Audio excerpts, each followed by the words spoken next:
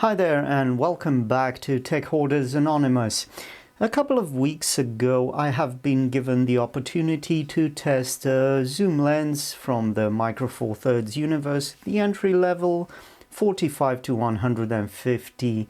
Now I have been fortunate enough to get another one, the next step up, the big boy, the 45-200mm long barrel zoom lens. Now I'm not gonna dwell too much on this test and presentation. I just want to see the difference from the 45-150mm and just quickly speak about what this lens has to offer, what the price range is, and whether you should get it or not. Now, in terms of build quality, of course, this is the same as the 14-45mm kit lens, and this should come as no surprise since they are actually built in the same era of the Micro Four Thirds Panasonic lenses and cameras, and they are a step above the next tier and the next batch of lenses like this Lumix 14-42, which is a bit more plasticky and a bit less less impressively assembled and built. And as such, I propose we get it out on the road and do a bit of a test with it. Now, in terms of camera used, I plan to perform the same photos as I did with the 45-115mm lens, which I don't own anymore as I've sold it, and that was done with the Olympus EPL3 body, which offers internal IBIS but which does not work in tandem with the optical image stabilization of the lens, the Mega OIS variant from Panasonic. I plan to do a couple of photos with the much newer and better performing Lumix GX800 and, well, see the differences and drop some conclusions. So then, some test results with the Lumix 45-200mm tests. First of all, I am very impressed with the way this thing handles stabilization. Now, given that I shot with the Lumix GX800 mainly and I did not use a tripod, I was a bit fearful that the results would be a bit underwhelming and not worthy of a YouTube review. However, I should not have worried. This thing handled the the movement of my hands like a pro, even though I have a bit of a shaky hand and I'm sort of rushing into things and I'm not really that attentive and meticulous. The shots taken with the Lumix 45-200mm have not suffered all that much. As you can see, even at the maximum focal length of 200mm in the Micro Four Thirds universe, this thing actually performed exquisitely. Now, there is a bit of a hazing going on if you zoom into the photos quite a lot and you bring them to the actual dimensions. There's a fuzziness, a characteristic of, I don't know, low-grade lenses combined with with also non-premium cameras. It might also be the fact that I shot in aperture priority mode and did not actually fiddle with any other settings, and well, as you can see, the images are a bit burnt since I'm shooting in full broad daylight with excessive sun in summertime, and while this has affected a few pictures, as you can see in the results here. Also, color rendering was a thing that impressed me as well, considering the aforementioned fact of shooting in broad daylight with too much sun. The 45-200mm and Lumix GX800 combo handled things like a dream. Still, what you want to know is how this thing performs at the maximum focal length of 200mm.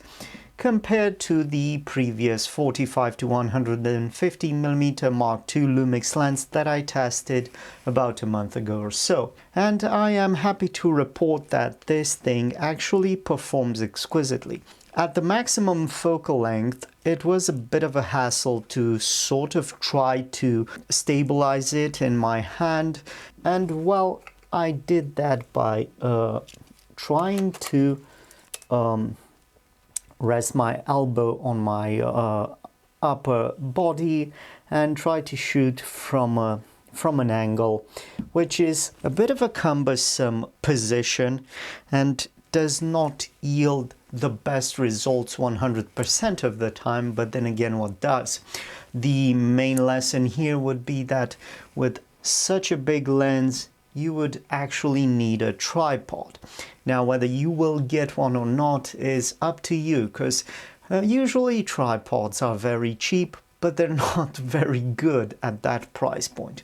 If you want a professional grade tripod, be ready to pay close to what you will pay for such a lens here. Now, that's not an easy medicine to take. It's up to you if you will prefer to do it or not. I feel that such a lens would be most useful for nature shots, and well, given the fact that a tripod is a bit cumbersome to set up and to perfectly align with the horizon, this thing kind of defeats the point.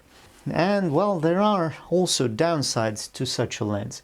Forget about taking fast, snappy shots of moving wild animals or stuff like that. You will not be able to, at least at this price point.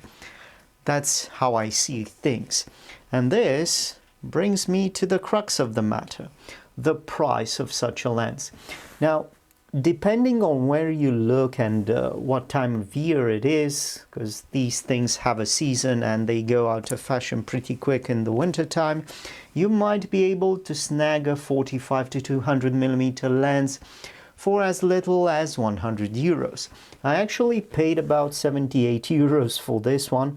It is a bit rough around the edges and it has a small chip and some dust specks inside, which I'm not really able to show you. They're minuscule, they're almost microscopic, but they do affect the value somewhat. Still, to get decent, clear, crisp photos in such a zoom range for less than 100 euros, I think it is a steal. Now, the 45-150mm lens, which I tested previously, has the enclosed base lens, the one facing the camera sensor. It is actually fixed in place, and that means that the dust will not get inside the lens that easily.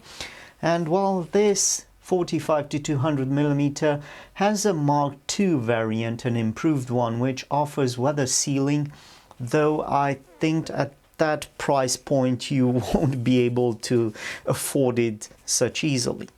Realistically, such a lens would cost about 150 to 200 euros. Now, at that price point, it's pretty much neck and neck with the 45-150mm, and given the extra focal length of this lens and not that much difference in terms of weight and dimensions, I would most definitely spring for the 45-200mm. Not to mention the fact that they're pretty much neck and neck in terms of quality, performance, and photo rendering abilities. So not much difference here.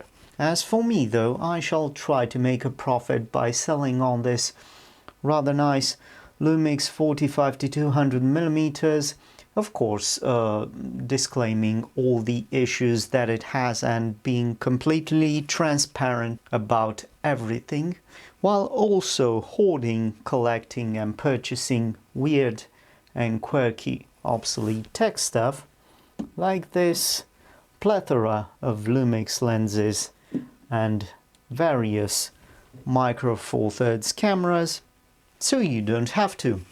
I thank you for watching, and I shall see you in the next one. Bye bye.